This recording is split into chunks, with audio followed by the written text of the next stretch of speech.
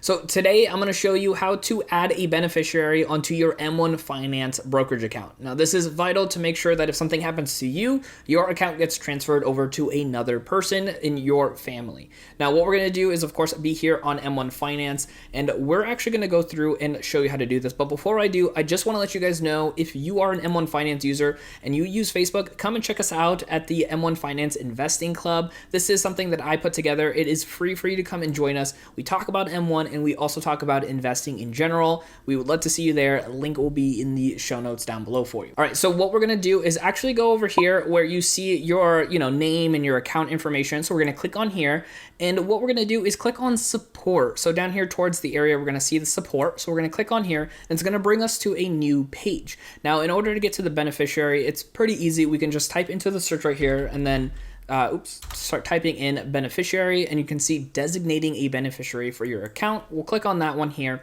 And the reason I have to go through this process is because if you have a taxable account, you actually have to complete a form, which is going to be available for you to download right over here. You can see it says TOD. You click on this and it'll go ahead and download a PDF that you fill out. And I'll show you what the PDF looks like. And then once you fill that PDF out, then you're gonna go ahead and email it to accounts@m1finance.com.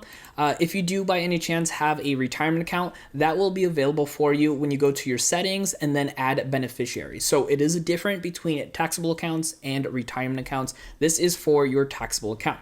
So what we're gonna do is show you what the terms, for what the PDF looks like, I should say, which is right over here. So it's transfer of death, and it'll just have you fill out all the information right over here, the person who's the beneficiary, and then the signature for the account holder and the beneficiary that's going to be receiving this. And then again, you just go ahead and email M1 Finance to get that all taken care of. Now, of course, this is very important, and I want you to keep on learning more when it comes to utilizing M1 Finance as a complete service. So check out my videos right over here to learn more about it. My name is Dennis, and I will see you in that next video.